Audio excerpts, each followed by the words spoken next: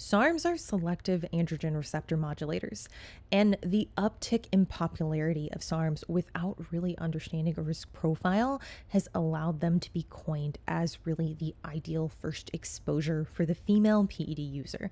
Now, female PED user doesn't mean you have to compete, doesn't mean that you have to have entered menopause. There are a lot of individuals who are using PEDs at this point, and one of the reasons that SARMs have become so popular, and I would say very routed towards the female interested in becoming enhanced and seemingly getting more progress, is that they are an oral supplement, meaning you don't have to inject them, which frankly is a lot of the issue that many bodybuilding coaches run into, is that their female athletes wanting to make the jump from natural to enhanced feel a little bit weird about injecting, because when they think of steroids, when they think of juice, they're like, okay, well, I don't want to look super manly and I don't want to take anything harsh, so can we take something that doesn't involve me having to inject?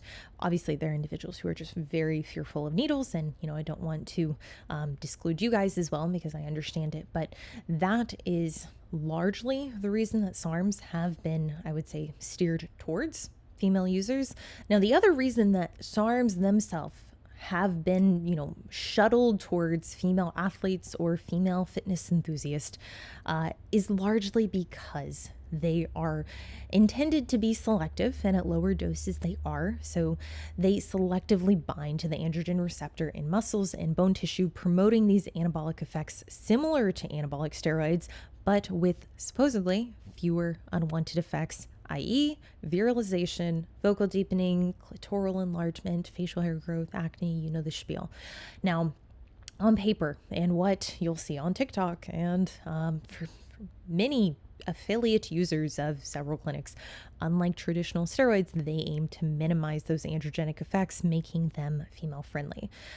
They are often marketed this way, that they're safer than injectables, seemingly allowing for a lower barrier to entry for newly enhanced athletes. Now, the reality is that studies consistently show SARMs sold online often contain contaminants, unlisted ingredients, and incorrect dosages.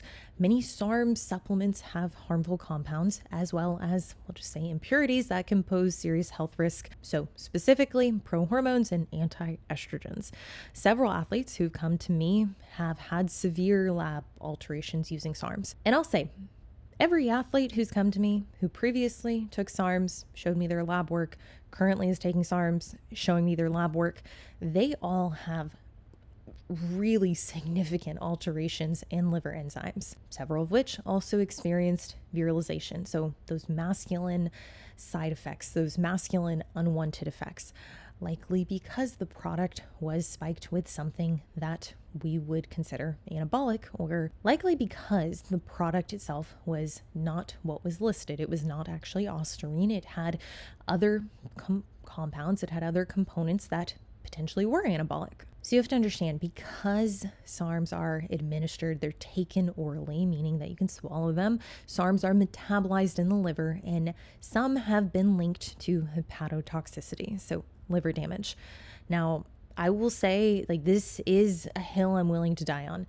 If we are going to consider whether or not something is safe or risky, we can't just look at these unwanted effects, the virilization. We have to look at systemically, what is the impact to the body? What could this mean for the individual if they were to continue to cycle this drug for an extended duration, or at a higher dose, or if they were to do several cycles over their lifespan? Now, let me be clear. SARMs are partial agonist of the androgen receptor, meaning they don't fully activate it like an anabolic steroid. However, their selectivity is compromised when you take higher dosages. Now, SARMs exhibit dose-dependent activity, meaning that at dosages that are higher than the ones that we have in literature, that selectivity is reduced.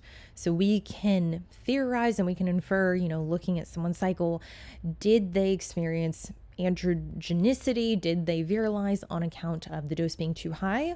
Or did they virilize on account of the quality of the product? The accuracy was very low. Now, while SARMs are designed to avoid prostate and reproductive tissue AR activations, some studies do suggest SARMs still activate androgen receptors in these tissues at higher dosages.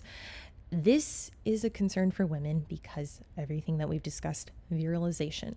Now, my issue with SARMs and really the thing that I see preventing me from considering using them, or the thing that in my mind is like, okay, that isn't a good option for me as an athlete who doesn't want to virilize, is the fact that the accuracy is very low. Now, we have alternatives to SARMs that are also oral for individuals who do not want to inject. Anavar is a good option if SARMs, if we're going head to head SARMs versus Anavar, we're looking at something that is FDA approved. We're looking at something that we do know is potentially going to be very high accuracy, so potentially actually Anavar, in something that even at higher doses, from what I've seen and from what I've heard speaking with other coaches and athletes, does not pose the same risk of liver damage. What you have to understand is that there is little regulation over SARMs, and quality is all over the place. I have UG sources that I've spoken with who have, at some point considered selling SARMs, considered adding that to their inventory, yet the cost of the raws are very expensive, and in some ways even more expensive than alternatives. Truly, I think when we're considering this, we need to look at long-term human studies. It's not to say I won't eat my words and in 5 years SARMs will be better and maybe something that truly is female friendly, but right now I'm not sold on it.